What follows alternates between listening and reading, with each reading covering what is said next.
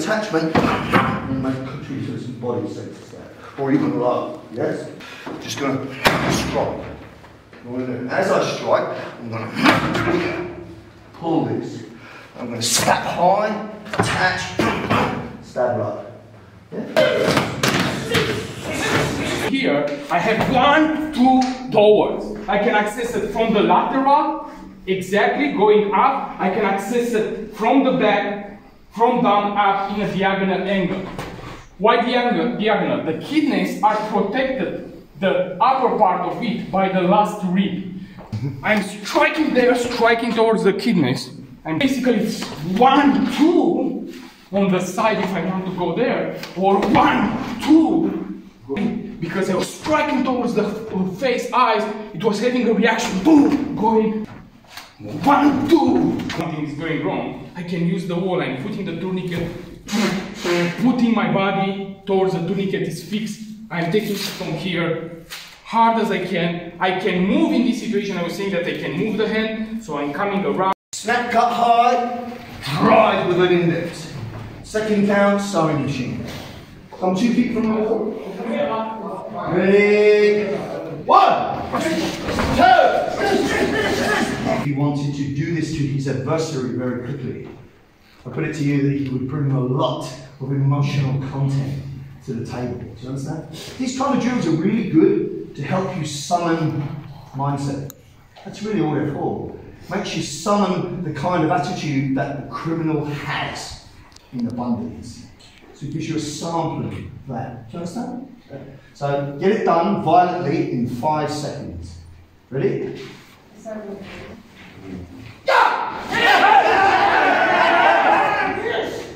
it. One more.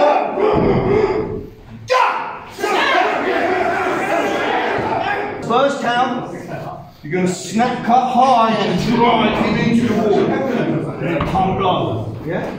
Stimulus to getting cut high should be hands up. Yeah. Which gives you this target. That's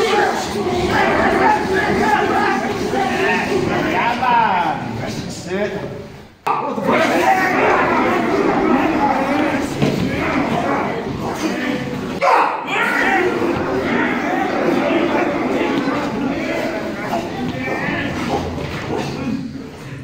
So the idea would be your dominant side back.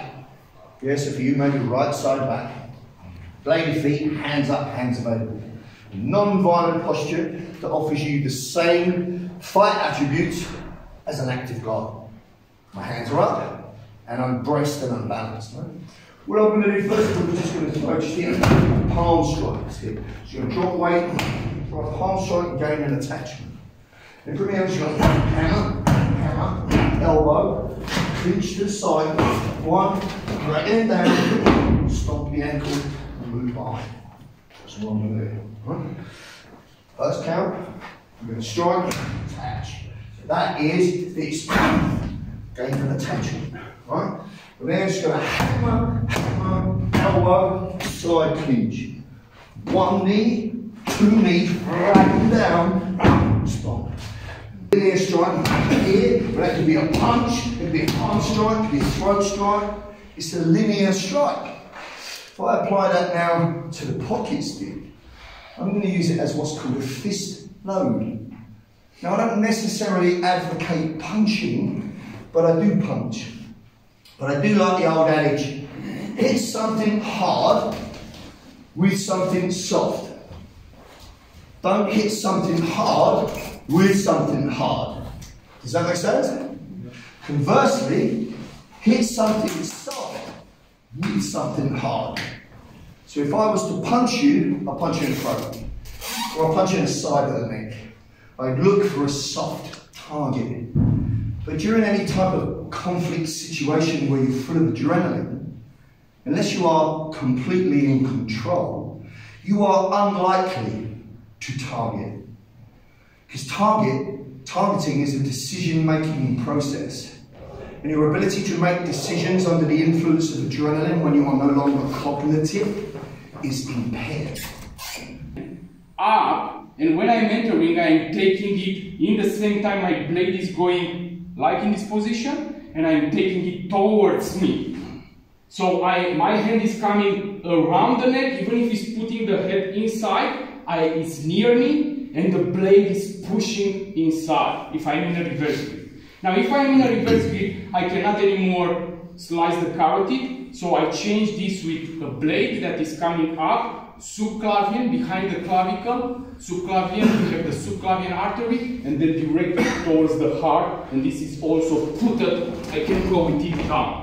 Yeah? So this blade will insert behind the clavicle, going towards the heart. Something like this, one, and immediately I'm twisting the blade, coming down, twisting on it. I'm going together, going on he's a little bit taller for me. If it will be more taller, I can also catch if he has good closest, from the closest. The first time I need him very close towards me. If it's a t-shirt, I don't recommend because he can break. So I prefer to go towards, inserting the blade inside, twist it, take it out. That is the shock, the first shock that is delivering. If I am in a hammer grip, I am coming only with the blade inserted from up, reinforced by this hand.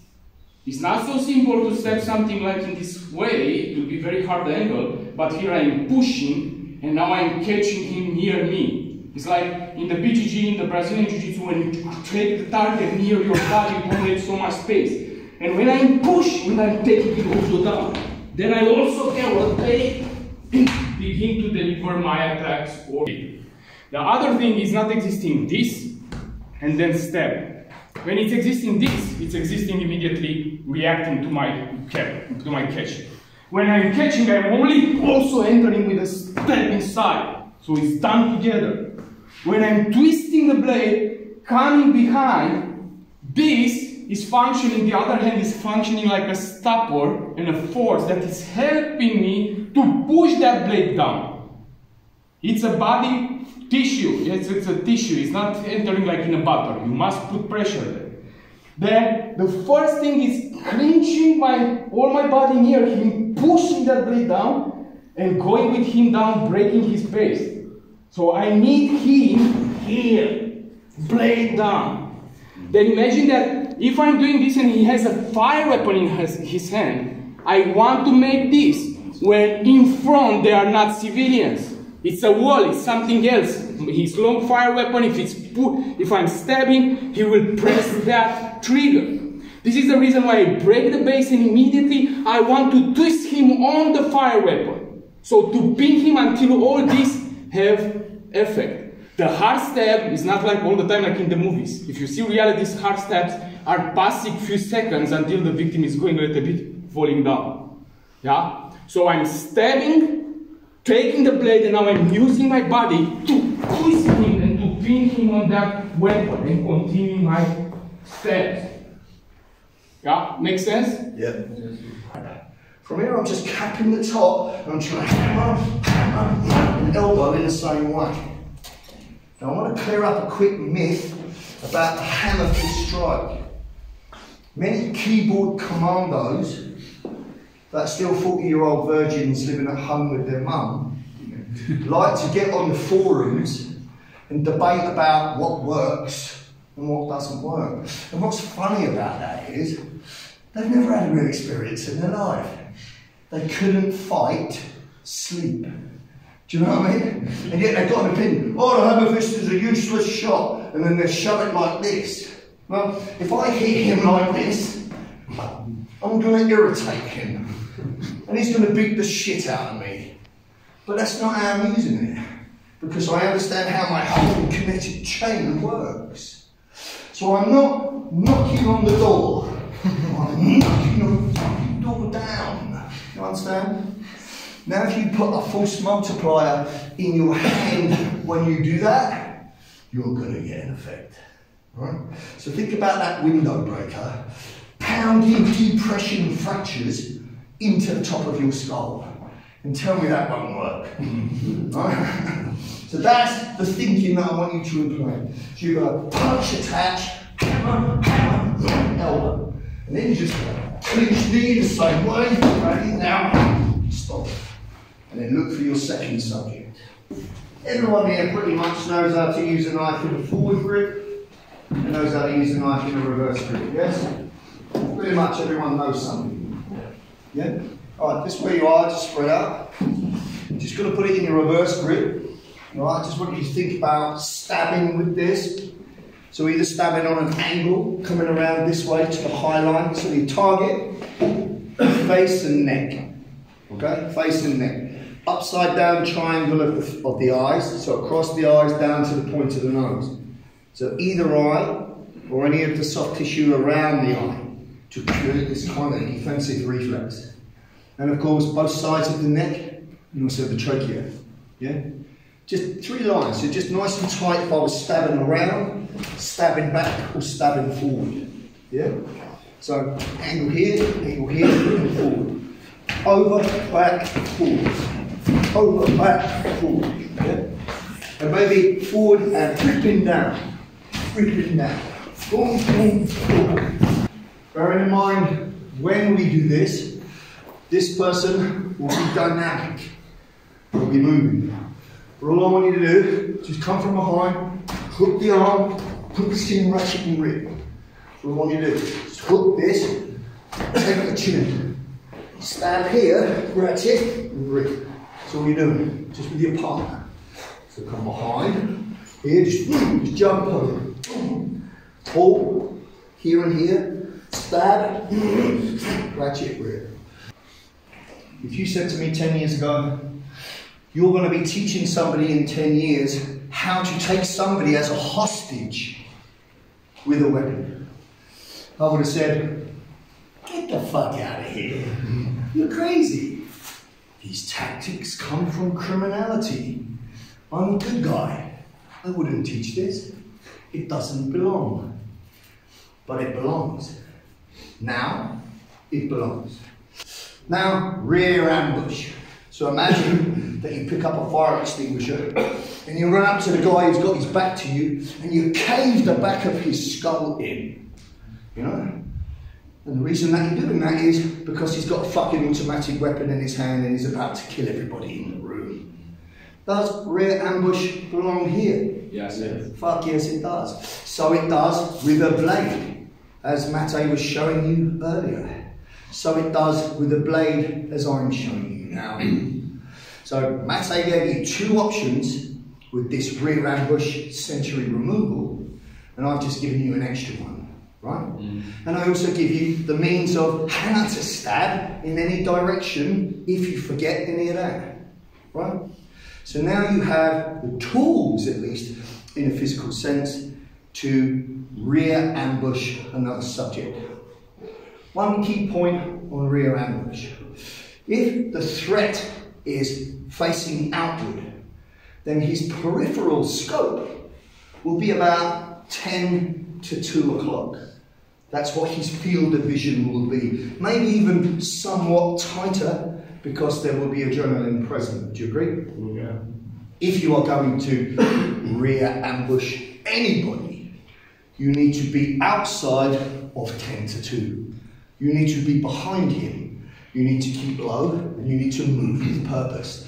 And when you actually make your attack, whether that's unarmed with a fire extinguisher or with a blade, it needs to be sudden and explosive.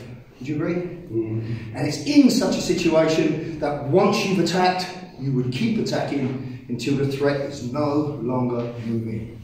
He's making a stimulus. I'm going to the ground. Immediately rising, if he's not having the knife, climbing. If I'm on him, I will isolate the elbows. If I'm in this position, very hard access your blade. So from here, I will deploy. I am not going to my blade until I don't have a tactical advantage position. He don't know about my blade. So when he's doing this, and I'm here, I don't want to go towards my blade. He will do the same. So I have body lock, clinching, pushing my body. Still I don't go. I'm keeping control, passing, take your blade. It's taking time. I am in a superior position, taking my blade. Yeah.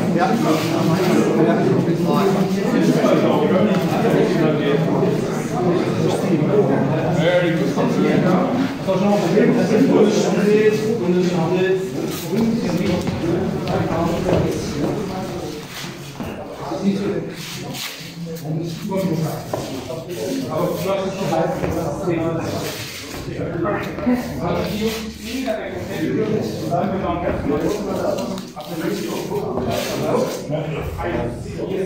are only training, we put only one time. Closing in the sequence, taking the other part, passing around the sequence, putting the giant square. And this is it. So I am putting pressure there, or I'm putting him to make this, and I'm opening the chest still.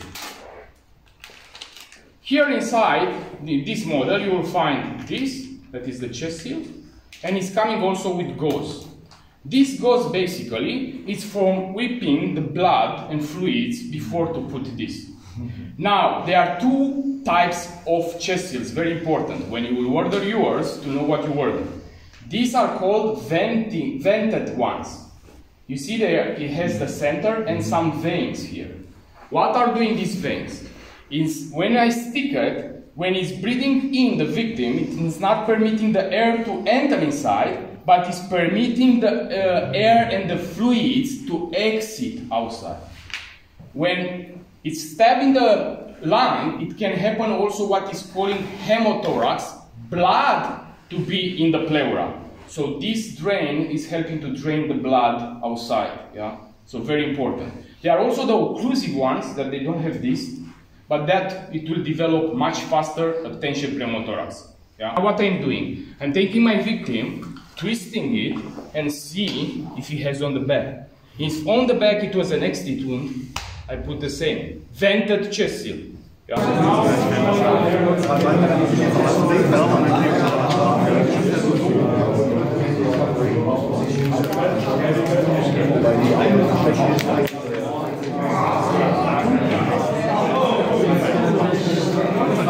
Ist aber alles okay?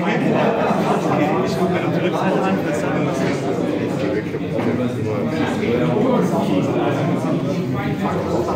Nein, das sieht alles gut aus. Okay. So here's the situation, right? You stumble into a situation where you are, maybe it's a public place, there's maybe more than one attacker. You see somebody being attacked on the street, on the ground, they're screaming like a little girl, they're getting fucking hacked to pieces. As a two-man team, you are equipped. You have a weapon, you have medical kit. Your objective is come from behind like a rear ambush, take the subject down until he's out, whilst the other one evacs the student, evacs the casualty.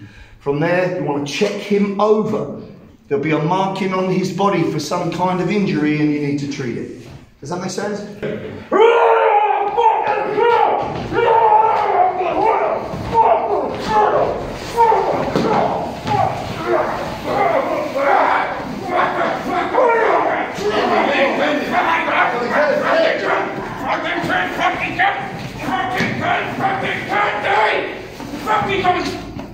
Okay, come on.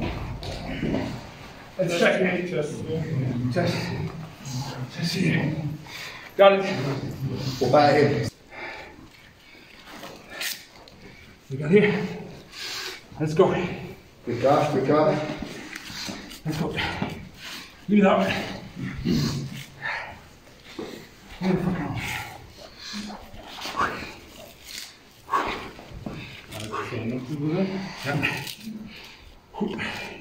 Okay, couple of things, just as an observation. You have an observation? Yeah, the first one, most important, 2 wounds here, massive bleeding, dying immediately, let the chest seal, you treat the hemorrhage, the massive bleeding, you apply the tourniquet before the chest seal.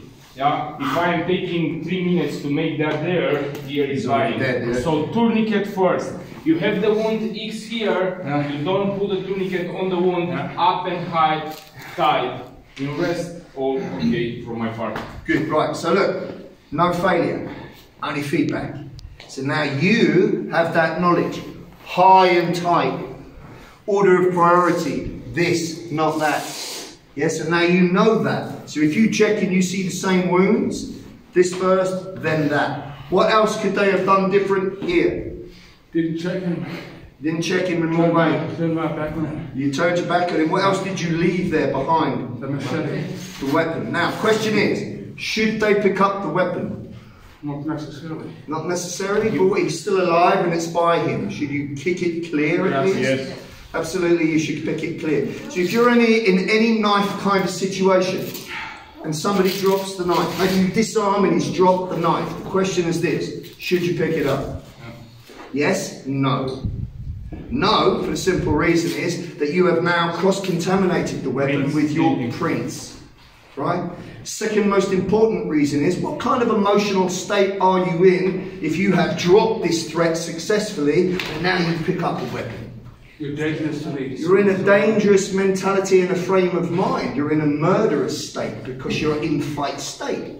Now self-defense could turn into homicide. Do you see? If you're not in control of your emotional response. What would be the exception to be picking up the weapon?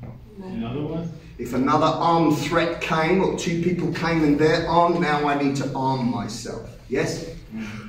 When do I not want to have the weapon in my hand? When the police turn up, absolutely, right? Logical, common sense shit, right? But if you understand it now, and the importance of it, then you're more likely to retain it. Does that make sense? Yeah. But that's the general idea. You've got a victim on the floor, getting attacked by an active threat. You're with a like-minded friend. You intercept, take the threat, evac the casualty. Make sure that you purge the attacker. And that means check him. Check him for comms. If he's got comms, what does that mean?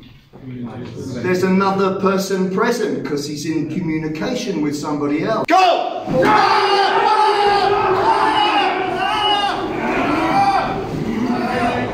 back! Be back!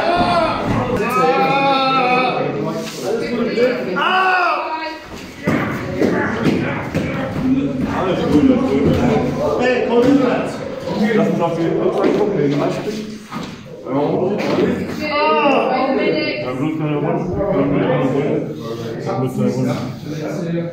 Okay, press it. Alles hier.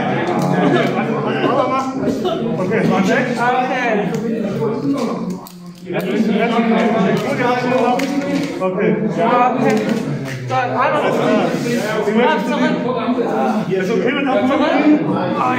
You have wound on the neck. Check the victim. Yeah? Pressure if I don't have. They're very good. He was putting his t-shirt down. Begin to pack. Yeah? So understand very important things. Yeah? Under stress is changing. This is the reason why you need to practice. But very good, guys. Excellent. Well done.